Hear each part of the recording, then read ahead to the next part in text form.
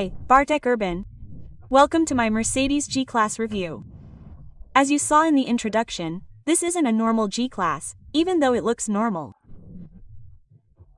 The G-Class we're testing is a fully electric version, which differs visually from the spin-offs in details like a slightly higher hood, air intakes in the rear wheel arches, tiny EV badges, and the lack of a wheel on the tailgate. Fortunately, you can add a wheel in the configurator, because without it, the G-Class looks really bare. And instead of a wheel on the tailgate, the electric G580 can also have a square backpack that acts as a cable compartment. That's right. You swap the spare tire, which, believe me, might come in handy for a cable compartment. Great, right? Don't do that, but I'll come back to that later. Let's talk about the looks, because there's one more detail, the wheel design. And I don't know why, but that can't be changed, at least not in the configurator. It's a shame, because in my opinion, the design of the electric G-Class is average, and the spinner versions have much more interesting designs. But even with those rims, the 80 looks great, like any G-Class. I mean, I like it, and as we all know, I live in the woods, and looks are a matter of taste. I like those large indicators protruding above the wheels and the hinges on the outside, and the whole square shape. Even those clunky door handles have their charm. And here's an interesting thing. They now have lockless locking, which I don't think was possible before. And those sounds. Listen to the way the door handles close and how you have to slam the doors to close them.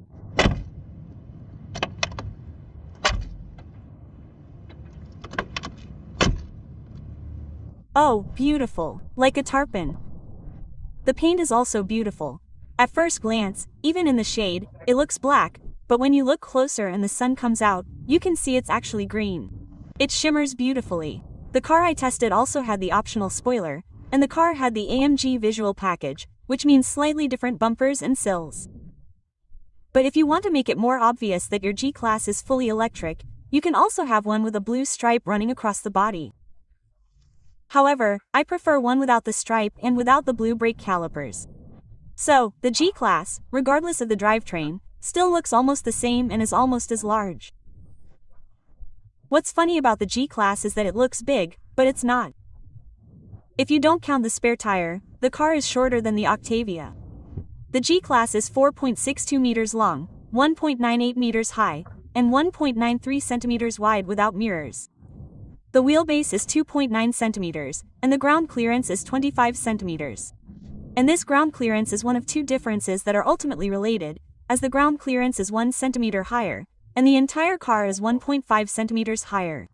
Oh, and if you add a rear wheel, the G-Class's length increases by 20 centimeters, making the total 4.82 centimeters. Before we get to the trunk, it's time for today's episode's sponsor. Are you thinking about buying a used car but aren't sure about its history? Before you make a decision, check out Car Vertical, a service that provides a detailed vehicle history report to help you avoid costly surprises. Most people compare several cars before buying, so it's worth checking them all.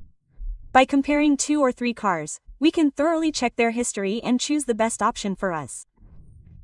For example, a used Mercedes might look great in the photos, but it could be heavily damaged or stolen in the future. Visit Car Vertical, enter your VIN number, and check the full history, mileage, accidents, thefts, and much more. Buying 3 reports is the cheapest, and the password AutoVision gives you a 30% discount. The link is in the description. Check and make sure your future car isn't hiding any secrets. So, back to the trunk, which, in the classic glass style, opens sideways, requiring a lot of space behind you to access it. The trunk itself is quite small, even though the manufacturer states it has 610 liters in the electric version or 620 liters in the spin version. That's probably up to the roof, as the sunblind offers less than 450 liters, which is a rather average result. The sunblind is a new feature, as previous generations of the G-Class didn't have one at all. The combination of materials in the trunk is also interesting. The doors are upholstered in leather, and there's even a partially carbon fiber door handle, and the side plastics are super hard and already scratched. There are also hooks for shopping, a cigarette lighter socket, and small side nets. The trunk can also be expanded, which can be done from the cabin, allowing you to first raise the seats and then fold them down. And after all this work, you still don't have a flat surface. So we jump into the back, which isn't all that easy. The car is really high, so the grab handles and sills are useful for climbing. And once you get in, it turns out it's not so tight. I mean, I still think we should have more space, especially when looking at the car from the outside, but it's not bad. I'm 186 centimeters tall and I fit in. It's also nice that there's an adjustable seat backrest, an armrest with drink holders, separate air vents, connectors, and newspaper holders. Optionally, we can even get screens for rear passengers.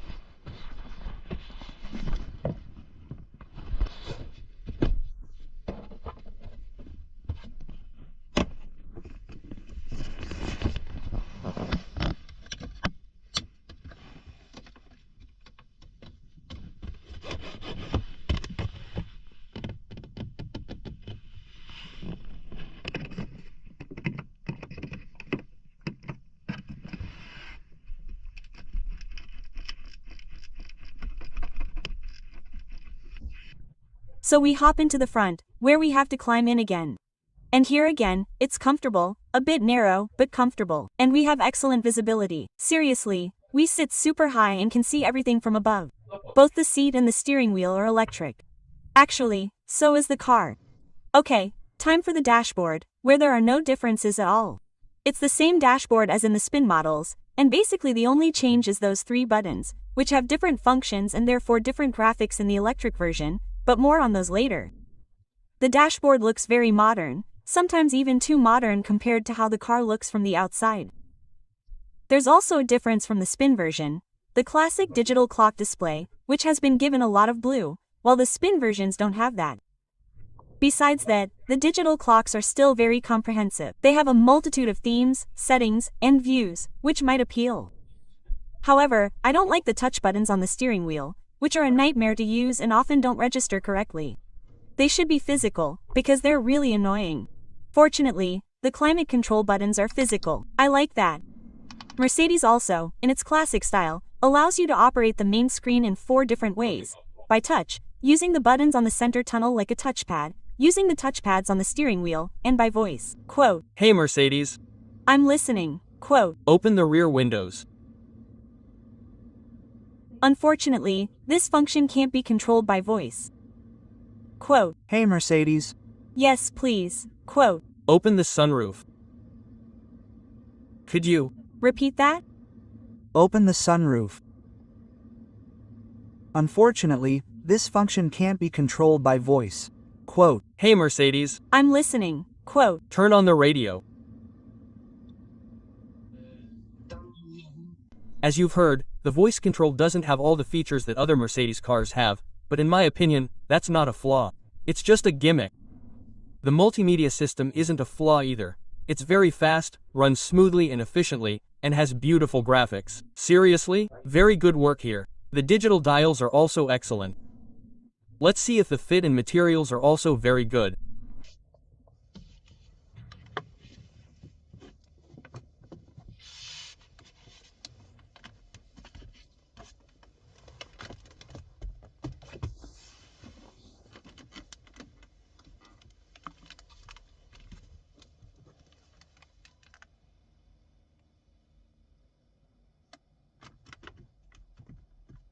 It's really not bad. There are some creaks, but very minor ones. While driving, it's absolutely silent, and the materials have a great feel and there's not much of a piano black finish. I like it.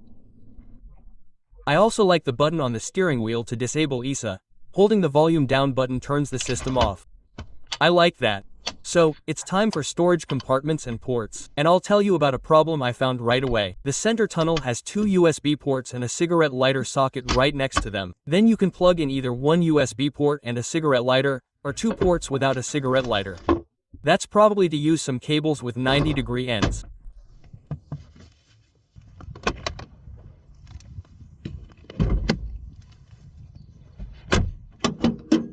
Okay, and under the hood, under that huge plastic cover, there's a lot of electronics. The G580 is a fully electric car with 4 motors, 1 for each wheel. This gives us a total of 587 horsepower, hence the name 580, and 1,164 Newton-meters of torque. Yes, over 1,100 Newton-meters of torque, but what's better, the manufacturer claims that in low-range mode, i.e., in a kind of reduction gear, we have 18,000 Newton-meters of torque. Yes, 18,000 Newton-meters isn't an error. But normally, when driving, we only get 1,164 Newton-meters, which is still a cosmic figure, Although there's another figure that's more terrifying, but I'll get to that in a moment. Now it's time to measure the acceleration.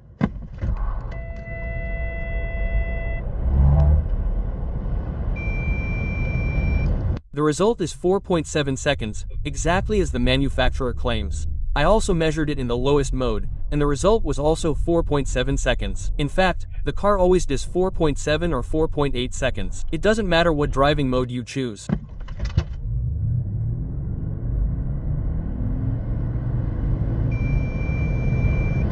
With traction control off, it loses it slightly, but still delivers the fastest times. And yes, sometimes the parking sensor even triggered during such an aggressive launch.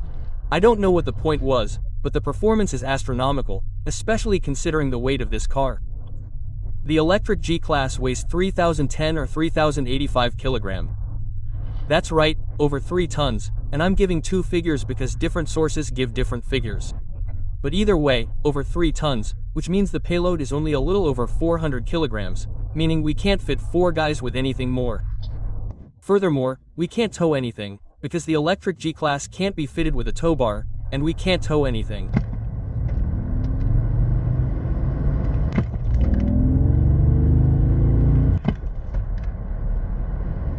But there are also advantages to the electric version, and the car has slightly better off-road capabilities, with a weighting capacity of 85 centimeters instead of 70, and an approach angle of 32 degrees instead of 30 degrees in the standard Spanish. The departure angle is the same at 30.7 degrees, and the breakover angle is smaller in the electric version at 20 degrees, compared to 25 in the standard version.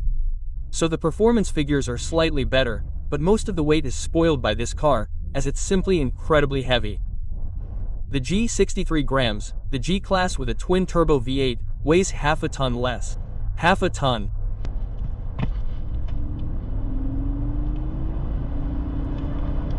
And you can feel it, but only when you take a hard corner, because in normal driving, you absolutely don't feel it, because the car is incredibly fast and does it with incredible ease, like almost any electric car. Performance is only 3 seconds slower than the aforementioned G63 MG, which has the same power. Incidentally, the electric version is currently the most powerful G-Class on the market. It has a full 2 horsepower more than the G63 AMG.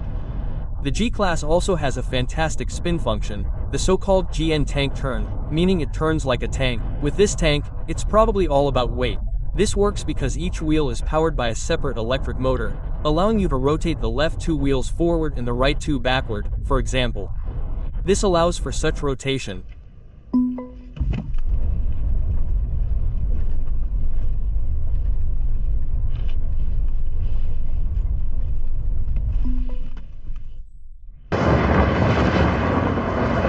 Cool, isn't it? You can rotate in any direction. You select it with additional buttons and confirm with the paddles. Only do this on gravel, because on dry asphalt it will rip the tires off the wheels.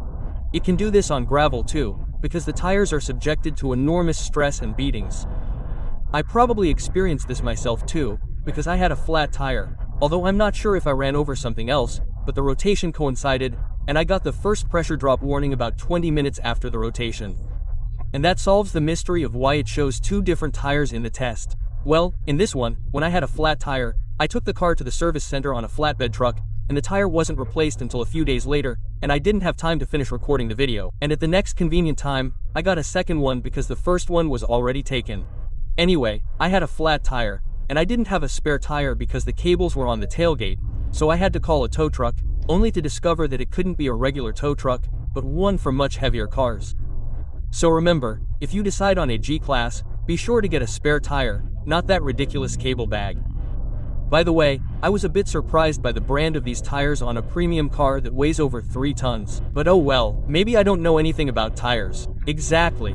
The G-Class has one of the largest batteries you can find in an electric car, with a net power of 116 kilowatts, which also accounts for the car's heft. And the batteries can be charged at a maximum rate of 200 kilowatts, which we'll be doing often, oh, very often. In the city, staying below 30 kilowatts is a real challenge. Although I tried really hard at night and once achieved 26 kilowatt hours, if we drive a little harder, we can easily exceed 35 or 40 kilowatt hours. On the highway, it's even worse, because at 90 kilometers per hour it's 26, at 120 kilometers per hour 40, and at 140 kilowatt hours. That's right, 50 kilowatt hours, so we barely get 200 kilowatt-hours on the highway. And now you're probably saying that the G63 also burns that much fuel. It has to be hard to descend. Well, no, because at 140 kilometers per hour the G63 uses about 18 liters of fuel, but it has a 100-liter tank, so you can cover 500 kilometers on the highway, not 200. And refueling takes 5 minutes, not half an hour or 45 minutes. The G-Class Electric is actually a rather weak electric car, considering its power consumption or range. But with such aerodynamics, I'm not surprised by its astronomical fuel consumption on the highway. Oh, and the G-Class has another rather interesting feature: simulated sounds in the cabin. And I have to admit, these ordinary sounds during normal driving really do sound like a pleasant V8 purr. I honestly don't know how, but they did it brilliantly. Of course, I prefer driving in perfect silence, but if you like a pleasant sound, it really sounds good. And the G-Class has its other advantages. Besides its performance, it's also the cheapest G-Class you can currently buy, with prices starting at 664,000 Polish zlotys, while the cheapest Spanish-powered G-Class in Poland is the 450D, a 3-liter diesel, starting at 672,000 Polish zlotys. The diesel is also slower, with the electric version hitting 100 km per hour in 4.7 seconds, and the diesel in 5.8. If you want something faster than the G580, the electric version, you have to go for the G63 MG, which hits 100 km per hour in 4.4 seconds but also costs over a million zloty, 3,700 Polish zlotys, to be exact. However, the electric version has its drawbacks, such as a terrible range on the highway, a completely abysmal payload in the city, and a lack of towing capacity. You simply can't tow anything. It's also incredibly heavy, and the black one we tested cost 1,122,000 Polish zlotys, and the green 114,000 Polish zlotys. That's right. G-Class features are very expensive, and the electric G-Class will be a rare sight on our roads, and not just ours. It may be the cheapest, it may be almost the fastest, and it's perfectly quiet, but from what I see from the sales results, that's not what customers expect. Apparently, fewer than 10 units were sold in Poland to individual customers, which is a mediocre result. In Europe, in the year since the model's launch, 1,450 units have been sold.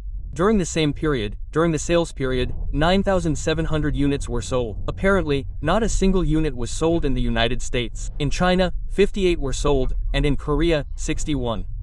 And it's not like interest in Mercedes or glass is declining at all, as sales of the G-Class petrol engine increased by 18% during the same period. Well, I'm not surprised, even though the manufacturer even kept the name, which sounds like a spin-off of the G580, instead of the EQG, as it was originally intended. Incidentally, Mercedes is reportedly withdrawing from this nomenclature. For other models, there will be no EQSA in the future, only the S-Class, but with an electric drive. So, similar to the G-Class. Hi,